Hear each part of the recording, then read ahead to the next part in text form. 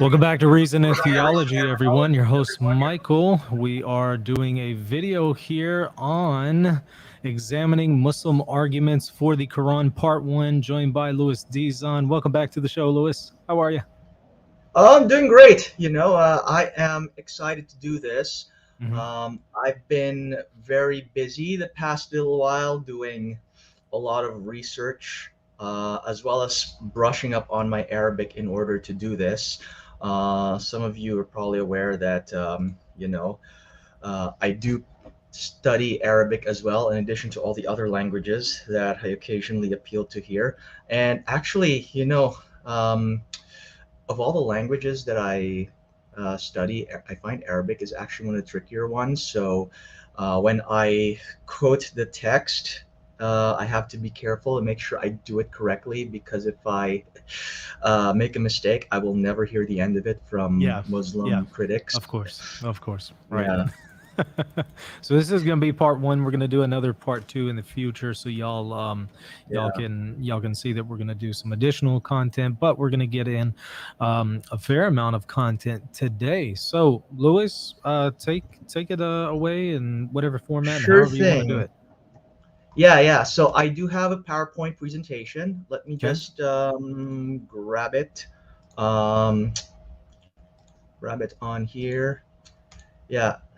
So originally, I actually planned to um, the original plan was to do just a single one of these, but when I was studying this issue, I found that there was a lot of content, so I decided this would actually turn into a two-parter.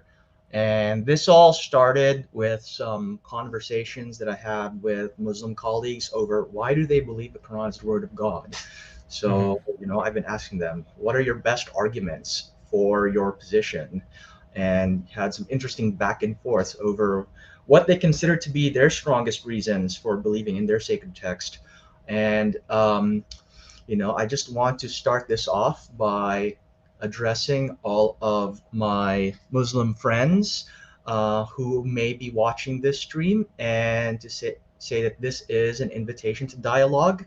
And to open it up, I want to quote from this verse in the Quran, which states, ادعو إلى سبيل ربك بالحكمة وال والموعظة الحسنة وجادلهم بالتي هي أحسن إن ربك هو عالم بمن ضل عن سبيله وهو عالم بالمهتدين. In English, it says, call to the way of your Lord with wisdom and good instruction, and debate with them what is best. Truly, your Lord knows who has gone astray from his way, and he knows the guided ones. So in the Quran, it talks about the fact that we should be having debates, but we should do it graciously, and we should only be using the best arguments. We should avoid using shoddy arguments. We should avoid using fake facts, and we should definitely be avoiding cutthroat behavior, name calling, mud wrestling, or any other um, untoward behavior towards one another, um, because such is not in the spirit of what the Quran enjoins us to do.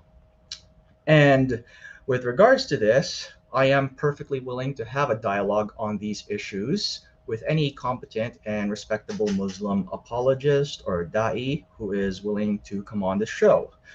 If anyone thinks that they would be up to the task, or they know someone who would be a good conversation partner, please let me know. You can comment on this video, or you can also contact me on Facebook or Twitter. I'd love to hear who you think would make a good conversation partner with regards to this topic.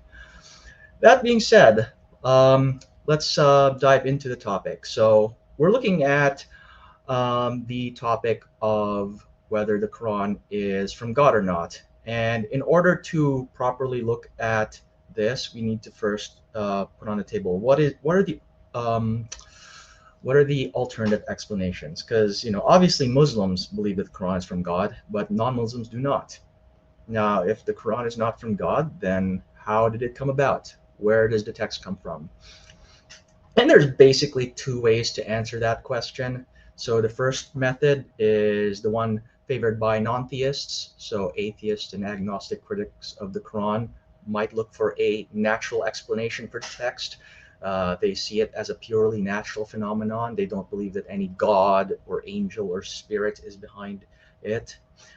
By contrast, a non-Muslim theist, such as a Christian or a Jew, could posit that the Quran has some sort of supernatural element behind it, so they could see it as a supernatural phenomenon. But because they don't believe it's from God, it has to be some other form of supernatural phenomenon. So, me as a Christian, because I do believe in the supernatural, I'm not bound to find a purely natural explanation for every single feature of the Quran. Um, However, I do believe that most, if not all, of the apparently supernatural elements of the Quran could be explained naturally. I don't think all of it can. There are some things about the Quran that seem to require a supernatural explanation, but many of the specific arguments that Muslims use actually do have a plausible natural explanation for them. And when I talk about Quranic Muslim arguments for the Quran, I just want to make a distinction between arguments that the Quran makes for itself and arguments that Muslims make for the Quran. The difference is that while the Quran's self-claims are general and ambiguous, Muslim claims for the Quran are more detailed and specific. And this is because Muslims take the Quran's more general claims and they fill them in with more specific details. What precise arguments are we talking about here? So I mentioned that this is a two-parter. So for part one, we'll be looking at what I would term arguments from literary excellence. This would include things such as linguistic miracles, numerical miracles, as well as the apparent aesthetic appeal of the Quran. The fact that people read the text or they listen to its recitation and they find it to be very beautiful and sublime. For part two, I'll be looking at arguments from supernatural knowledge. So this would include scientific phenomena, the so-called scientific miracles of the Quran, as well as knowledge of future events, as well as knowledge of biblical lore. So because there's a lot to be unpacked, these will be two separate presentations. So we'll just be covering these first three. And now let's get to it, right? The first on the list will be linguistic miracles. This is something that I see a lot of arguments for the Quran. In fact, most arguments for the Quran that I see tend to fall into this category. And it's based on the Quran's own self-understanding of itself as a sui generis text, one that is absolutely unique, and the fact that there is none like it. So in the Quran, it gives a challenge towards unbelievers to produce something similar to it. In Surah Al-Baqarah, it says the following: وَإِن كُنْتُمْ فِي رَيْبٍ مِّمَّا نَزَلْنَا عَلَى عِبَادِنَا فَأْتُوا بِسُورَةٍ مِّن مِثْلِهِ وَأَدْعُوا شَهَادَتَكُمْ مِن دُونِ اللَّهِ إِن كُنْتُمْ صَادِقِينَ. If you're in doubt about what we've revealed to our servants, produce a surah like it and call upon your witnesses apart from God, if you are truthful. Now, this ties into what is known in Islamic theology as the inimitability of the Quran, or ijaz al-Quran in Arabic. And this is one of the main arguments that the Quran presents for its own divine origins. And Muslim commentators tend to understand inimitability in one of two ways. The first is what I would call extrinsic inimitability. So this means that the Quran is inimitable, not on account of any intrinsic feature of the text, but because God prevents anyone from replicating it. This is a minority view among Muslim commentators. The majority view do not opt for this, but instead opt for what is known as intrinsic inimitability, which means that the Quran is inimitable on account of features within the text, or combinations thereof, that are physically impossible to replicate. So a lot of Muslims will try to appeal to certain features in the Quran, saying that this is proof of its divine origin. Well, what are precisely those elements of the Quran that are inimitable. Uh, One of the problems with answering this argument is that Muslims themselves disagree over what those precise elements are. When I ask Muslims what it is that makes the Quran inimitable, I hear a lot of different answers to that question. Now, the most common view among Muslims is that it has something to do with rhetorical eloquence, although more learned scholars of the Quran do not agree that this is the case. For this, I would quote the classical Muslim scholar um, Abu Sulaiman al-Khattabi, who wrote a book called The Miracle of the Quran. English translation thereof has been made available through Sapiens Institute, um, a Muslim Dawah organization. Um, and, you know, I had a Muslim friend tell me to read this book because they believe that it's one of the best explications for the argument for inimitability. Now, interestingly, Al-Khattabi does not believe that rhetorical eloquence is what the Quran is referring to. And it says in his book, quote, some scholars believe that its miracle is from the perspective of its rhetorical eloquence. This is the view of most theorists. The problem for them, which they cannot aptly resolve, lies in describing how exactly this manifests. I have found most of its proponents accept this angle as being the primary factor in the Quran's inimitability, but they do so out of what can only be described as blind following and speculation. Never have they offered any concrete research or knowledge to support this hypothesis. And then going on, as he critiques this form of argumentation, Al-Khattabi talks about his own research on the matter, and he states, and I quote, we have conducted investigations on its external attributes and the causes arising from it. We have not found anything that aligns with theory and analogy or is consistent with the standards. It therefore follows that the element of the Quran's miraculous nature must be something found within itself, which then must be studied as an independent subject. And then he goes on to unpack what he thinks inimitability means. Um, Now, one of those things that Al-Khattabi thinks is an example of the perfection and the inimitability of the Quran is its word usage. And this is a theme that actually appears not just in Al-Khattabi, but in a lot of other Muslim writings on this subject. For example, uh, my colleague, Dr. Khalil Andani, suggested that I read this book by Naveed Kermani called God is Beautiful, the Aesthetic Experience of the Quran. And he quotes it in one of his own articles on this topic called Proof of Prophecy, a Logical Argument for Muhammad's Prophethood. So if anyone wants to see an Ismaili argument for Islam, I highly recommend reading Dr. Andani's article. But in the book, which he cites, one of the arguments presented is that the Quran always uses just the right words. It says in page 205 of Kermani's book, both in the Quran and in the verses of many poets, Al-Jurjani demonstrates how the same word appears perfect in one place and unfitting in another. The composition of a discourse is like the weaving of a rug and the combination of its differently colored threads. In this concept of nazm, it is not letters or words as mere sounds that are joined together in the speaker's mind, but individual signifieds, whose signifiers in combination produce a certain message. Any change in their structure, however inconspicuous, must yield a different meaning. And likewise, Al-Khattabi makes the same argument in his book. He states, note that the Quran is a miracle because it produced the most eloquent of words in the best of compositions while carrying the most precise meanings.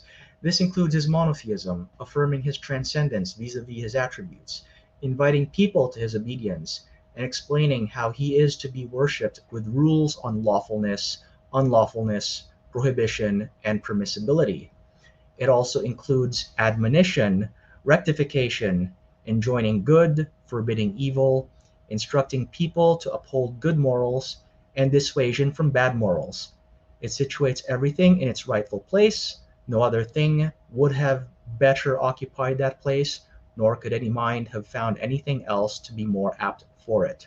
So according to Al-Khattabi, every word in the Quran is used very precisely, and its perfection is proven by the fact that you can't replace any word with any other word in it and yield the same meaning.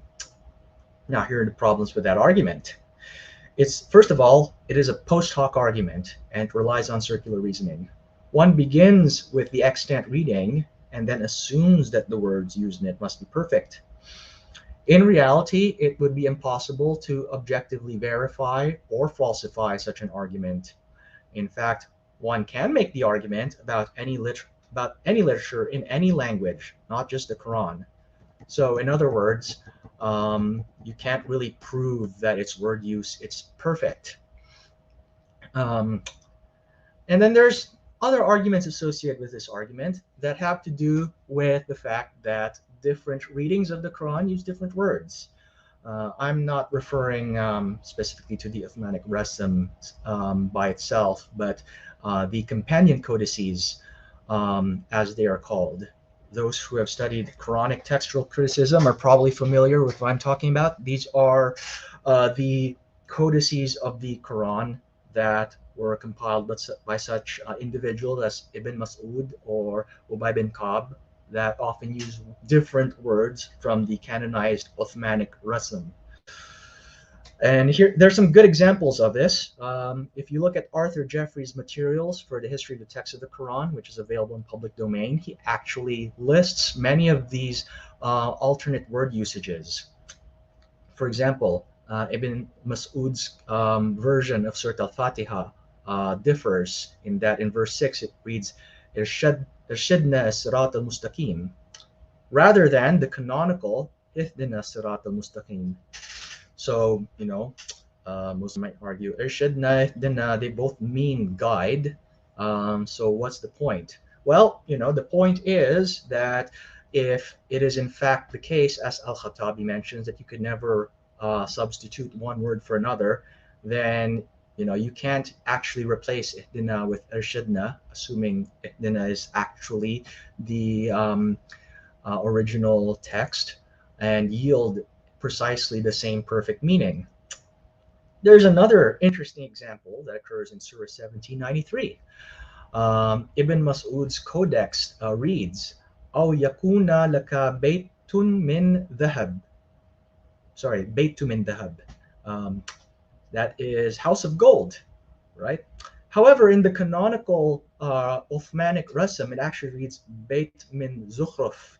So what's the difference between dhahab and zukhruf? Well, dhahab means gold and zukhruf means ornament. And interestingly, a lot of readers of the text have puzzled over the meaning of Beit min Zukhruf. Now, what does it mean to have a house of ornament? Abd Razak mentions a tradition from Mujahid where Ibn Mas'ud's reading of Surah 1793 is actually used to clarify what the verse means. So they find that Beit min Zukhruf is too vague, whereas Beit min Dhahab, which is Ibn Mas'ud's reading, is more precise and easier to comprehend. Which leads us to the question, is it actually the case that Zukhruf is the perfect word to use in this place? Even wider variants can be discerned in the Sana'a palimpsest. These are the palimpsests that were discovered in Yemen. For example, one such text is in Surah 2, Ayah 222, where, interestingly, in the Sana'a palimpsest, it reads, فَلَا تَقْرُبُونَ النِّسَاءَ فِي مَحِيدُهُنَّ حَتَّى يَطْهُرْنَ, rather than the canonical reading, which says, أَتَّزِلُوا النِّسَاءَ فِي الْمَحِيدِ وَلَا تَقْرَبُوهُنَّ حَتَّى يَطْهُرْنَ. So you can see there's actually quite a number of words that are different in the Sana'a palimpsest. Which one is the better, more perfect reading between the two? One last example is worth mentioning, and again, this is from the Sana'a palimpsest. In Surah 9, Ayah 73, in the palimpsest, it reads, وَأَغْلُدْ عَلَيْهِمْ وَمَأَوِهِمْ النَّارِ. sorry, ma'awahum an-nar. What's the difference? Well, if you can see here, it says an-nar, whereas in the canonical text it says Jahannam. And anar, of course, is the fire, whereas Jahannam means hellfire. And again, a Muslim might argue, well, what's the difference? They mean the same thing. Well, again, if you're using the argument that the word use of the Quran is perfect, then you can't just substitute with a word for an apparent synonym. And that leads me to the question: does the argument for perfect word usage apply to all the variant texts of the Quran or only the Uthmanic text? If it only applies to the Uthmanic text, on what grounds can we say its rasm is superior to the rasm of the companion codices as well as the Sana'a palimpsest? And if it applies to all of them, how can we say that different words used in the same verse are equally perfect, especially when one reading is more precise or less ambiguous than another? Can we really say that Beit min Dahab and Beit min Zukhruf are equal in meaning? Obviously, one is better than the other. Now, aside from word usage of the Quran, I have seen a lot of videos that Muslims have sent me where they argue that one of the evidences for the Quran's literary perfection are some of the complex devices used therein. One such example is the presence of a chiastic structure. For those who are unaware of what a chiastic structure is, it is basically a literary structure where the end of the structure as well as the beginning mirror one another, as well as all the parts following and preceding until it converges in the middle. And I remember the first example of a chiastic structure that I found in the Quran was actually shown to me by my colleague Sadat Anwar, who is actually a Muslim da'i, an apologist here in Toronto. If he's listening, a shout out. So the one that he showed me is in the famous Ayat al-Kursi, which is one of the most well-known ayat in the Quran. And again, let's see if I can say it correctly. I'll never hear the end of it if I get this one wrong.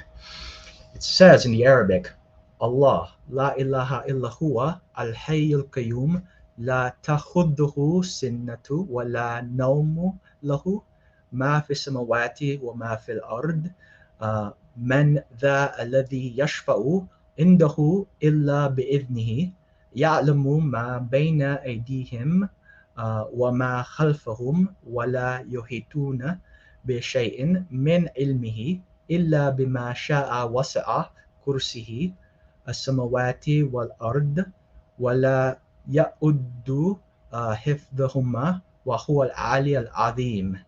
In English it says, God, there is no God except He, the living, the sustaining. Slumber nor sleep overtakes Him. His is what is in the heavens and the earth. Who is there that can intercede with Him except by His permission? He knows what is between their hands and what is behind them. None encompasses His knowledge except what He wills. His seat encompasses the heavens and the earth, and the preserving of them doesn't tire Him. And He is the highest, the greatest. So, best way to show you what I mean by chiastic structure is to actually divide it into its parts. And you can see here how the beginning matches the end. In the beginning it says, God, there is no God except He, the living, sustaining. In the end it says, He is the highest, the greatest.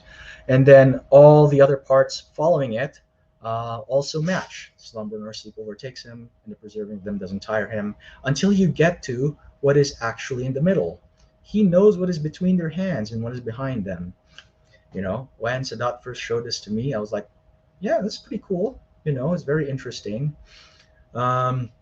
However, I am not convinced that this shows that the Quran is divinely inspired.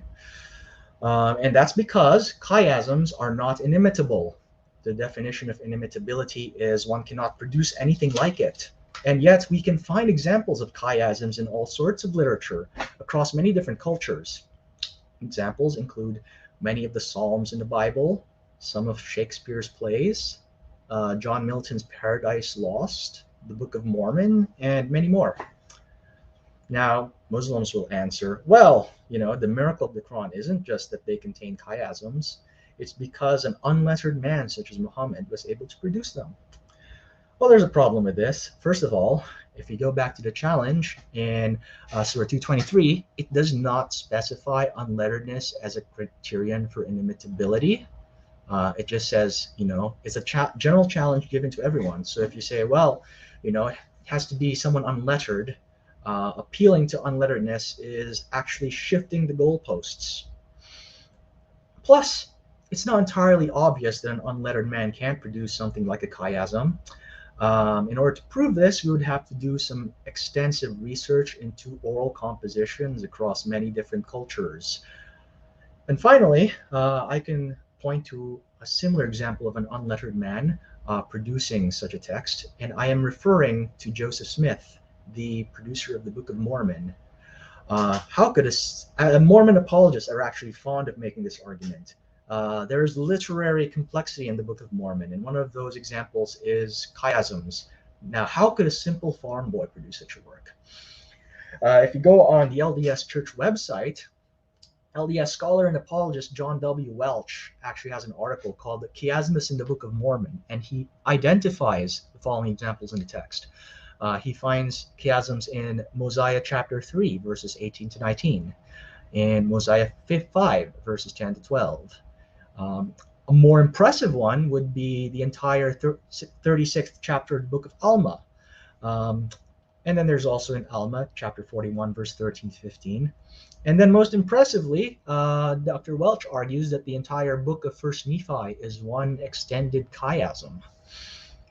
So to show you an example of what kind of chiasm the Book of Mormon has, here's one from Mosiah 38, verse 18 to 19. I went with the shorter one because it's easier to fit in the screen. And it says, "They humble themselves and become as little children, and believe that salvation is in and through the atoning blood of Christ, the Lord omnipotent. For the natural man is an enemy to God, and has been from the fall of Adam, and will be forever and ever, unless he yields to the enticings of the Holy Spirit, and putteth off the natural man, and becometh a saint through the atonement of Christ the Lord, and becometh as a child, submissive, meek, humble, full of love." So you can see here that there is a chiasm that begins with and ends with humbling, and its center point is mentioning the fall of Adam. Now, Welch takes these chiasms in the Book of Mormon and argues that this is evidence that Joseph Smith did not produce this, but somebody of a Hebraic culture must have produced them. He states, and I quote, "Taken as evidence of the Book of Mormon, chiasmus offers us a touchstone like we have rarely ever had before. Scholars are saying things today like, where there is a chiasmus, there is the influence of a Hebraic hand. And yet such a thing was totally unknown to Joseph Smith and universally unrecognized by the world until the present decade. While the Book of Mormon is richly chiastic, extensive structural chiasmus has yet to be found in any other literature in the world other than the Hebrew." Well, not exactly the case. We have Shakespeare. In anywho, he goes on, states, "Thus, it seems that we are able to meet the demands of an exceptionally strong conditional here. Chiasmus is in a literature if and only if its roots are Hebraic." Well, again, I would contend that maybe it's not uniquely Hebraic, maybe more broadly Semitic, as well as culture, such as the English culture that is influenced by the English language, which actually leads me to the objection that most non-Mormons have towards this argument, which is that Joseph Smith could have picked this up from studying the Bible. Now, Welch actually anticipates this argument, and he responds to it by saying, "To cap it all, we can rule out the odd chance Joseph Smith learned about chiasmus through scrupulously reading the Bible on the simple grounds that the King James translation, which he used, obscures almost every chiastic formation possible. Either in an attempt to avoid redundant repetitions or to prevent awkward word orders, the King James translators did a good job of leveling almost every chiasm in the Bible. Their good style was anathema to good Hebrew." So we can debate where exactly did Joseph Smith learn to produce chiasms for the Book of Mormon. The main thing that I want to point out here is that what's good for the Mormon goose is good for the Muslim gander, as the saying goes. You can't use the same argument to prove the divine inspiration of both texts, because if these two texts both have literary qualities purported to be beyond the abilities of their authors, then such qualities cannot be used as evidence for divine inspiration of either, especially not chiasms, which is far from inimitable. Now, I can mention some further arguments with this argument, further problems with this argument. One is the fact that some non-Muslims and ex-Muslims who have probed into the Quran's literary qualities have arrived at the opposite conclusion from what the Quran claims for itself. To give one example, there is the Iranian ex-Muslim Ali Dashti, who was originally a Shi'i Muslim, but he left Islam and became an atheist after studying the Quran and the life of Muhammad. And his findings are actually summarized in the book 23 Years, a study of the prophetic career of Muhammad. It's a very interesting text, which I highly recommend. But in pages 48 to 49 of Ali Dashti, he says the following, I quote, "The Quran contains sentences which are incomplete and not fully intelligible without the aid of commentaries, foreign words, unfamiliar Arabic words, and words used with other than the normal meaning, adjectives and verbs inflected without observance of the concords of gender and number, illogically and ungrammatically applied pronouns which sometimes have no referent, and predicates which in rhyme passages are often remote from the subjects. These and other such aberrations in the language have given scope to critics who deny the Quran's eloquence. The problem has also occupied the minds of devout Muslims. It forced the commentators to search for explanations and was probably one of the causes of disagreement over readings." Now, there's the inevitable objection that most Muslims would raise at this point, and that is this. The Quran's grammar is perfect because it is the standard for Arabic grammar. Our norms for what constitutes proper grammar are actually derived from the Quran. To an extent, this is true. Classical Arabic grammarians actually use the Quran as one of their basis for determining what would constitute proper Arabic. However, there is a limitation to this explanation because if you look into the transmission of the various qira'at or readings of the Quran, one of the rules for determining what an acceptable qira'ah is that it conforms to the rules of Arabic grammar. This was codified by Ibn Mujahid, who came up with the 7 accepted qira'at. Now, in order to say that for a qira'ah to be acceptable, it has to conform to the rules of Arabic grammar. This would assume that a standard of Arabic grammar must exist apart from the qira'at themselves. Otherwise, this criterion would be useless. As well, Ali Dashti is actually aware of this objection because he talks about an unnamed Andalusian critic of Az-Zamakhshari who makes the same argument and responds to the said critic. In page 55 of 23 Years, Dashti writes, "Yet the Moorish author's censure of Zamakhshari is open to criticism on the ground that it reverses the usual argument. This is that the Quran is God's word because it has a sublime eloquence which no human being can match, and that the man who uttered it was therefore a prophet. The Moorish author maintained that the Quran is faultless because it is God's word, and that the problem of the grammatical errors in it must be solved by changing the rules of Arabic grammar.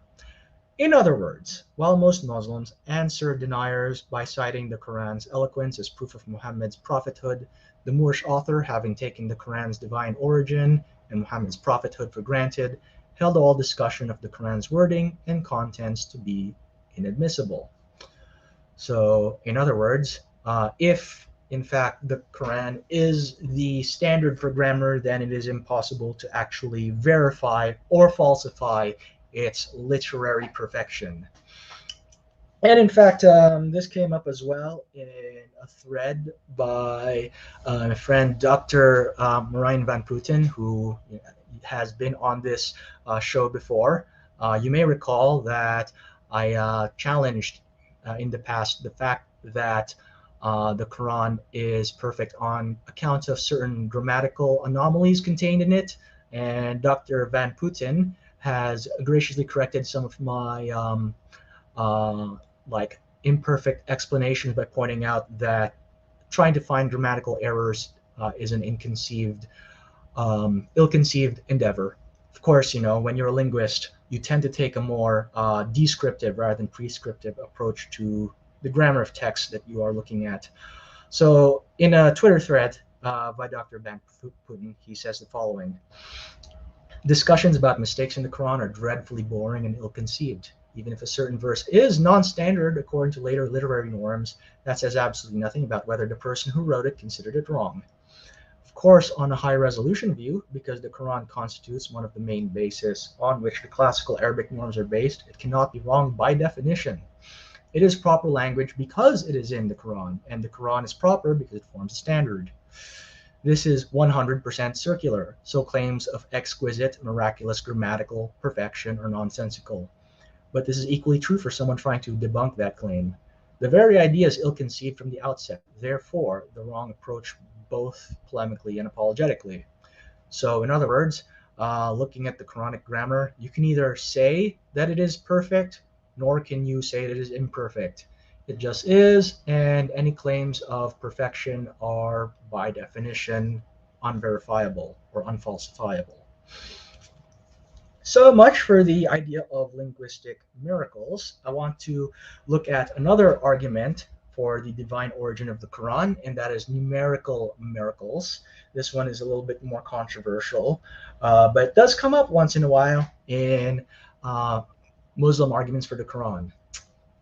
So as the argument goes, the word counts of certain sections of the Quran, as well as the number of instances certain words appear in the Quran, is too amazing to have been coincidental, and therefore must be evidence of its divine origin.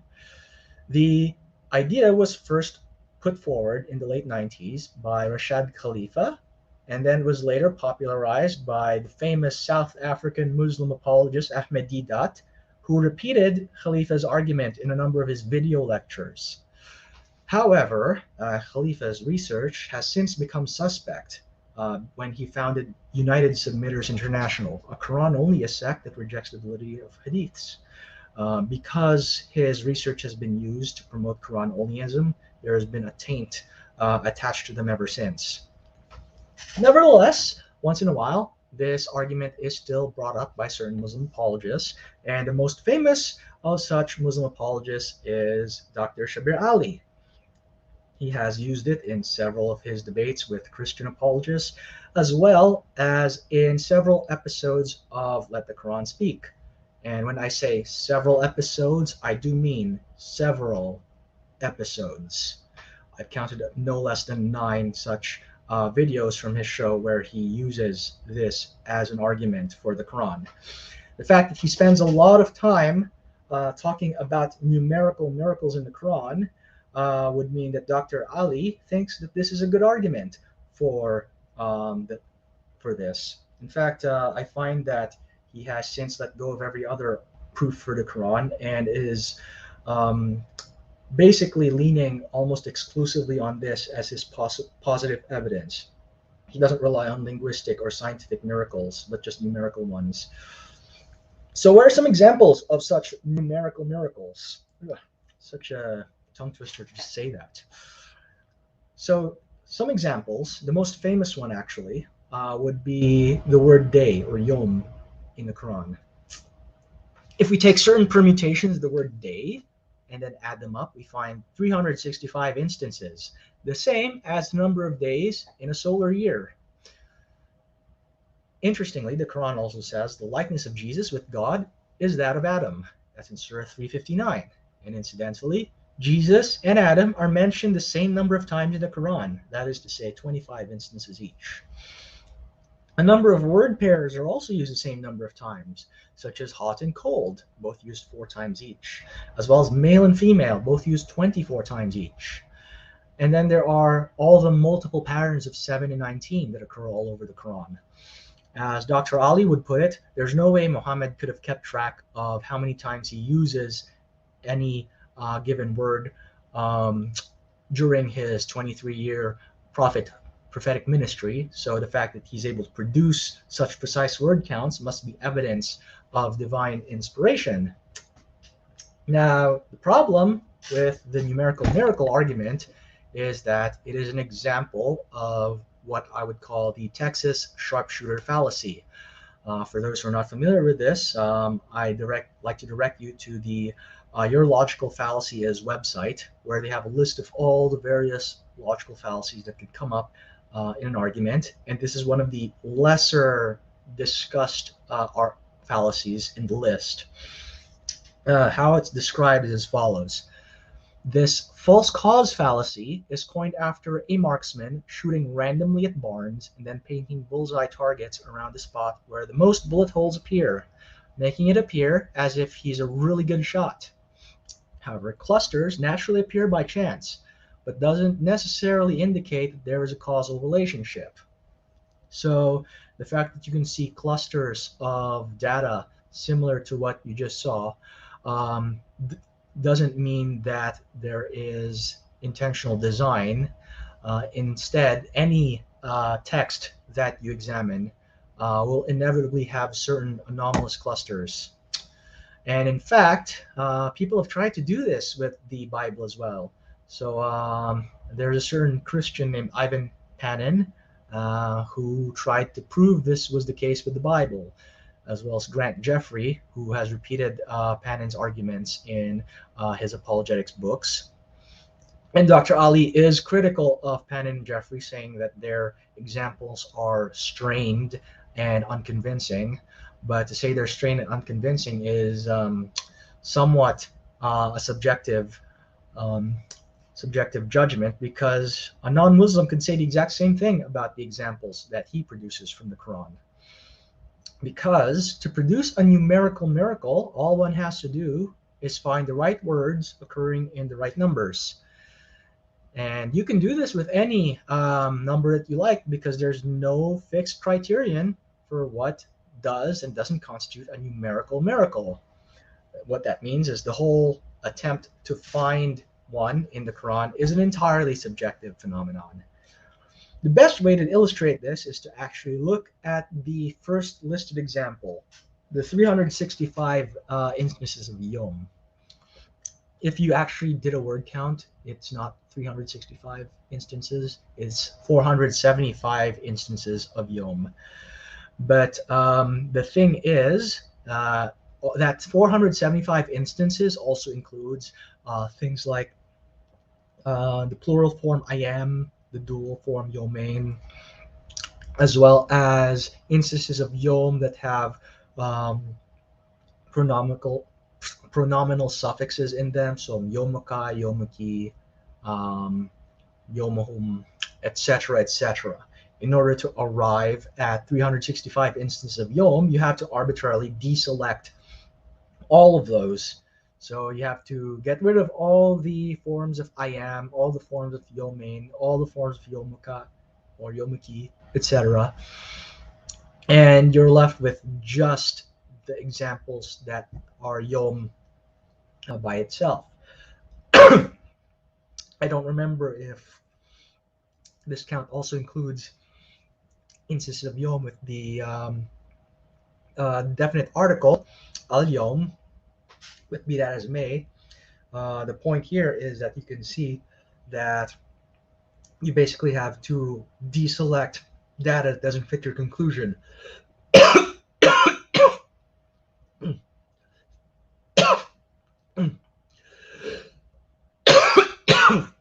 Sorry. Throat getting a little dry here. That's what happens when you talk a lot. Anywho, I can still press on. Besides, why are we looking for 365 instances of Yom to begin with? The Islamic calendar isn't even a solar calendar. It's not 365 days long. In fact, the Islamic calendar, actually in the Quran, there are actually criticisms of the concept of a solar year. I don't remember the exact verse, but I remember that the Jews, for example, are criticized for arbitrarily adding a 13th month once in a while to make their calendar align with the solar year. Given the Islamic rejection of the solar year, why would the Quran be concerned with the solar year? And by the way, Lewis, if you need to Yes. grab some water, we can go to a quick commercial break. Yeah, you know what? I'm gonna do that right now. No So problem. I'll be back in 2 minutes. Sure, no problem. Yeah.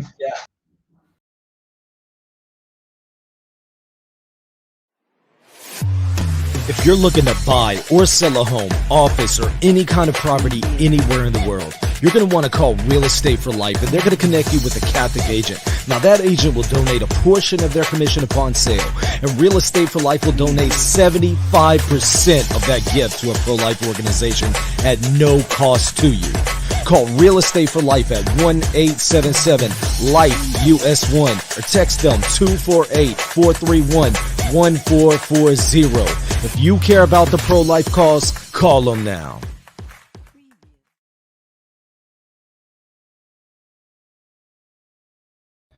Okay. I'm ready to continue. For those who are still with us, I really hope it's not COVID. In any case, I do have a rapid antigen test in the pantry outside, so I'm going to make a mental note to actually test myself when this is over. I would hate to come down positive, but you can't take chances, especially with a seventh wave going around. Anywho, let's press on. So, with regards to numerical miracles, a lot of conservative Muslims actually reject the idea that the Quran has numerical miracles. Even though Dr. Ali is quite fond of this argument, vast majority of Muslims that I have talked to have stated that this is an uncompelling argument and they would not use it themselves. And in fact, some conservative Muslims have actually gone so far as to argue that this is a heretical explanation. So Bilal Phillips actually has an entire book criticizing this argument, as well as arguing that it is based on a heretical view of the Quran.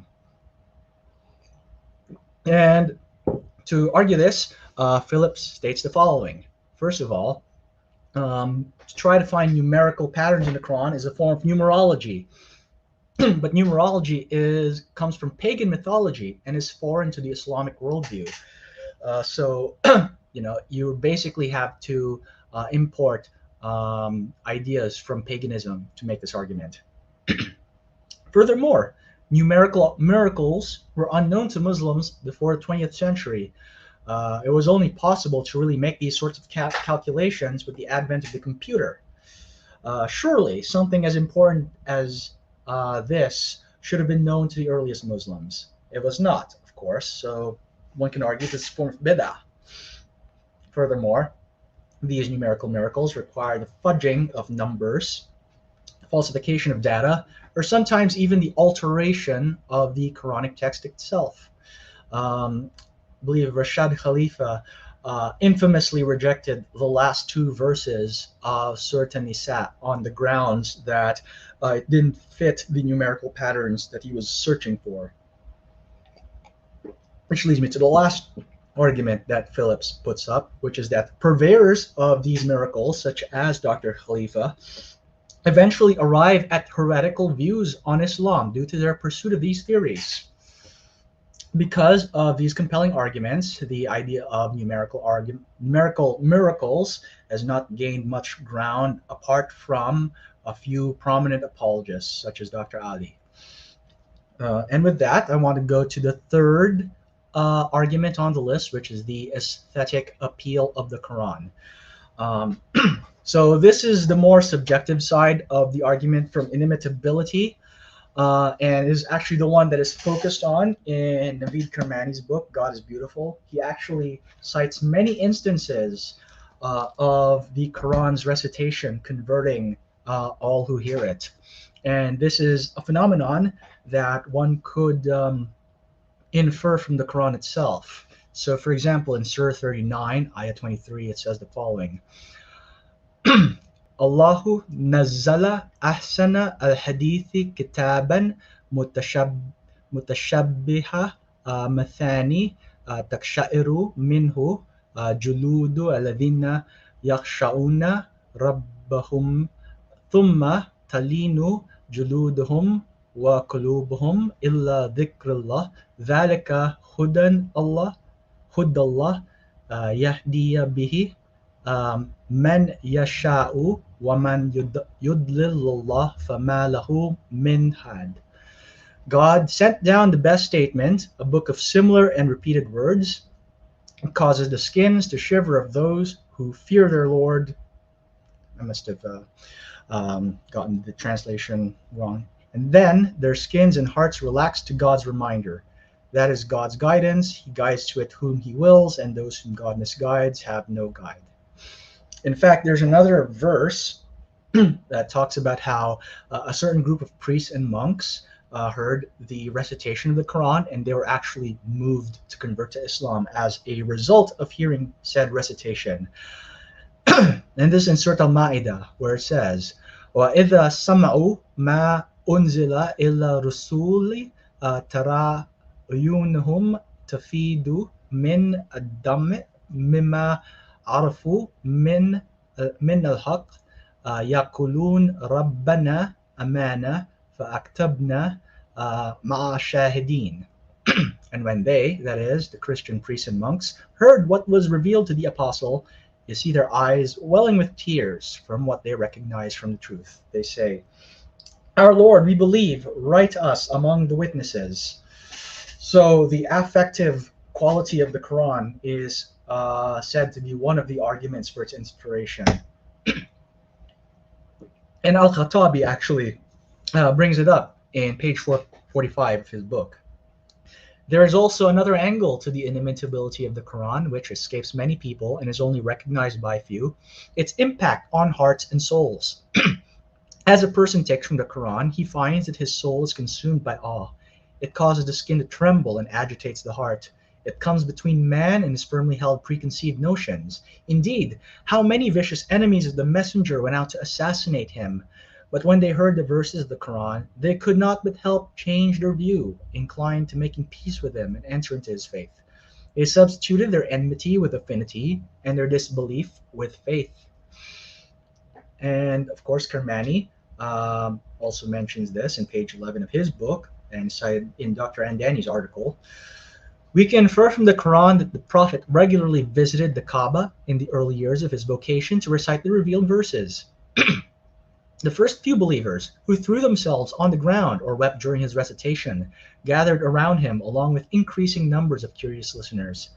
Muhammad's opponents were often present as well. Up to this point, the account of Muhammad's preaching given by the later tradition matches the recitation scenario that we can infer from the Quran itself, which is some actual historical value.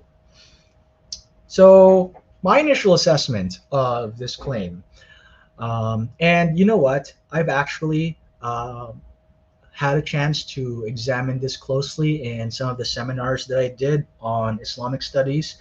I remember, for example, in one of the classes I took with Dr. Walid Saleh, we did a close reading of Surah Al-Buruj, which is the 85th surah of the Quran, and it's one of the early Meccan ones.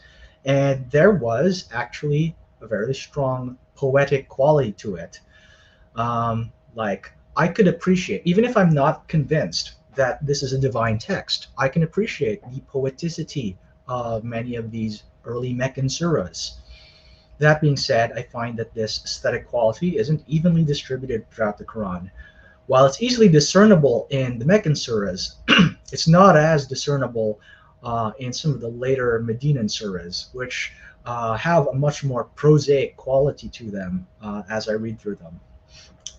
Now, here are some problems that I have with claiming that aesthetic appeal or the affective quality of the Quran is an argument for its divine origin. Now, it's been said that the Quran is the greatest literary work in the Arabic language, and I can grant that. However, even if that were the case, it does not follow that that makes it divinely inspired. That is what we would call a non sequitur. And while the connection between aesthetic appeal and divine inspiration might make sense in the Arabian cultural milieu, it doesn't make as much sense to those who live outside that milieu because of its subjective nature. For someone living in a more evidence-based mindset, such as the one that we live in, one would have to look for more objective grounds for divine inspiration, something like corroboration from historical evidence.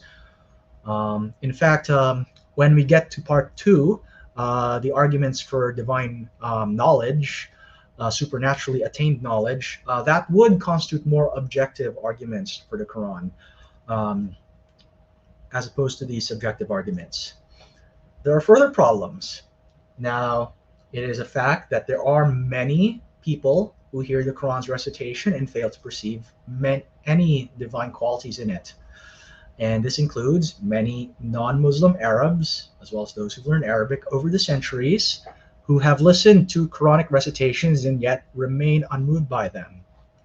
For example, I have a lot of friends in the Maronite and Chaldean Catholic communities, and they tell me that when they lived in their respective home countries, they used to hear the Quran recited on a regular basis, yet they weren't convinced by the recitation to convert.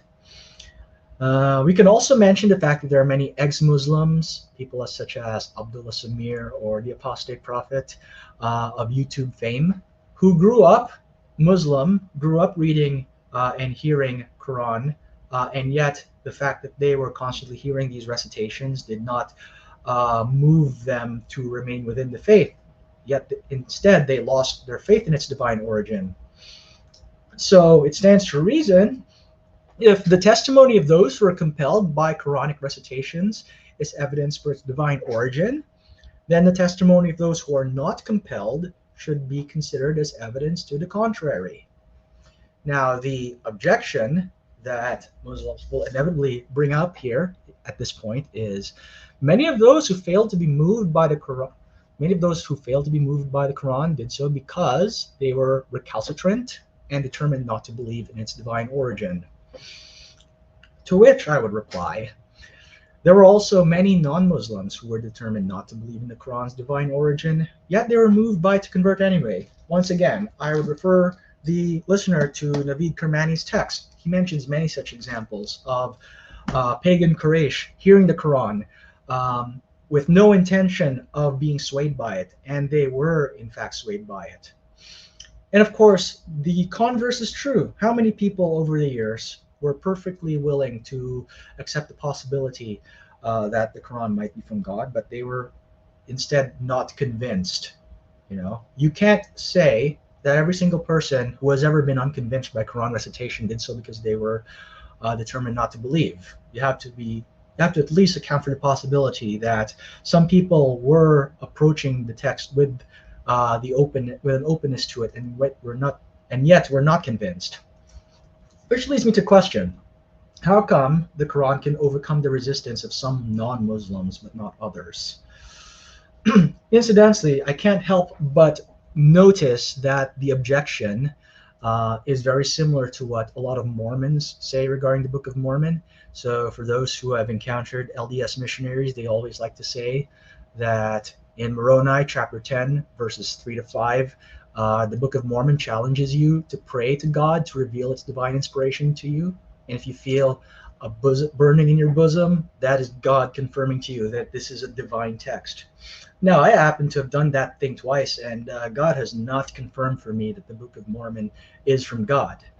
To which my LDS colleagues mentioned, oh, that's because you were insincere, you were not really open to being convinced. Well, apparently, for both the Muslim apologist and for the LDS missionary, if you are moved by the sacred text, that is evidence for the text's divine origin. But if you are not moved by the sacred text, then that is evidence of your own insincerity. So notice the catch-22 here, for those who are familiar with that pop culture reference. It is damned if you do, damned if you don't. But if that's the case, then this argument is, once again, essentially an unfalsifiable claim. Now, is there a way that we can get a neutral observer to listen to the Quranic text and figure out whether it's from God or not? or to see if they are convinced if it's from God or not. It's hard to find a perfectly objective way to do this, and I tried to do one, but it is admittedly not the most scientific approach. So make of it whatever you will. So what I've done, and I've done this to many friends over the years, is that I asked them to listen to two different videos on YouTube. The first one is actually a Coptic Orthodox liturgy that was chanted in Arabic. The second one is a recitation of the Quran. I make sure that whenever I do this, by the way, these are friends who don't know Arabic, and they don't know the difference between an Arabic Orthodox liturgy and an Arabic Quran recitation. That way, when they listen to both, they're not predisposed to accepting one versus the other. I've done this a few dozen times, and what I found subjecting my friends to both videos is that most of them actually said they found the Christian chant to be more beautiful or divine sounding than the Quran recitation. There were a few who thought they were equal, that it was a 50-50. What I've not found from subjecting my friends to these two videos is someone saying, oh, the Quran recitation is clearly the more beautiful one. None of them were convinced by listening to it. Now, Muslims listening to this might say, well, your friends don't know Arabic. They don't understand what they're listening to, and because of that, they're unqualified to judge if it's divine or not. Well, funny enough, many Muslims have actually told me that the recitation of the Quran is so self-evidently divine that even non-Arabic speakers would be able to perceive it from listening to the recitation. I've had Muslims tell me this over years, more than once. And yet, strangely, it only counts if the non-Arabic speaker is moved by the recitation. Apparently, if they're not moved by the recitation, it's because they lack the ability to judge. Also notice, we've already ruled out Arabic-speaking non-Muslims on account of the fact that they're negatively predisposed. We've also discounted non-Arabic non-Muslims because they're unqualified to judge. So whose negative response to the Quran can actually count as evidence? Apparently not. This is similar to a scientist who goes out to prove a hypothesis, finding that only 50% of his findings corroborate his original hypothesis, and then concluding that the other 50% doesn't corroborate his hypothesis, must be faulty in some way, and then ruling it out. Once you do such a thing, then the claim being made is essentially unfalsifiable. So those are the main three arguments that I wanted to examine today. As you can see, the main problem with all three of them is that they are both unfalsifiable and inherently subjective. Once we get to arguments from supernatural knowledge in part 2, we'll actually look at some more objective arguments for the Quran's divine origin, and we'll see how well those ones hold up, Lord willing. So hope you guys found this to be a helpful presentation. And I want to see if there are any objectors who might possibly be, have some sort of response to the arguments that I just presented. Checking through the chat here. I don't know. So, Michael, I'm sure at some point you've heard this argument by Muslims as well. Oh, yeah. What was your initial impression when you heard it? I thought it was a pretty weak argument because I can point to recitations of the Bible in Arabic that I find to be, appealing. And so that also I wouldn't use as an argument for the attestation of the Bible either. So I thought that, okay, well, that's not really a good argument. Yeah, well, the difference is that the Bible never claims literary excellence as it's an argument for itself. The only time I would ever bring up literary features in the Bible, such as chiasms, is when the Muslim is trying to make an argument for inimitability. So I use arguments from Scripture as counter examples to that. Mhm. I wouldn't use it in any other context. Here's something. Hi, Lewis. I've been told by Muslim friends looking for grammatical errors in the Quran as folly, as the Quran is, in fact, defined much of Arabic grammar. To what extent is this fair? Yeah, so you see, this goes into what people in linguistics would call a descriptive approach to grammar versus a prescriptive approach to grammar. What the difference between the two is that in a prescriptive approach to grammar, you start with the assumption that there are fixed grammatical rules, and then you judge whether a text is grammatically correct or not on the basis of those rules. And for much of history, we've tended to approach grammar from a prescriptive perspective, whereas a lot of linguists, for example, nowadays would opt for a descriptive approach to grammar. What it is you have no preconceived notions of what constitutes correct or incorrect grammar. Instead, what you do is you look at texts, you make observations about how grammar is being used in those texts, and then you infer grammatical rules from those texts. So the idea that the Quran has grammatical errors presupposes a prescriptive approach to Arabic grammar, and more specifically, it is a prescriptive approach that uses modern standard Arabic as the norm. So there are a lot of elements in the Quran that would be considered ungrammatical from the perspective of modern standard Arabic. However, the fact that it is ungrammatical in modern standard Arabic doesn't mean it may not have been considered grammatical in the 7th century. So, in a way, it's very difficult to actually sustain argument for grammatical errors in the Quran.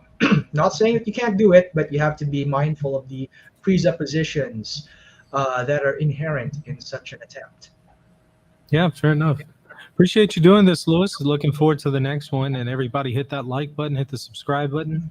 Check me out also, patreon.com/Reason and Theology for extra material, extra content, if you appreciate the channel. All right, that's going to do it, y'all. Thanks so much for watching and participating there in the chat. We'll see y'all later. God bless. Oh wait, before you go, I would really appreciate it if you would consider supporting this channel. This is my primary means to provide for my family, and it also helps me to produce content like this video. If you would like to support me, become a patron by visiting patreon.com/Reason and Theology. You'll also get access to extra exclusive content when you become a patron. Lastly, hit that like button and the subscribe button, and be sure to leave a comment down below. God bless.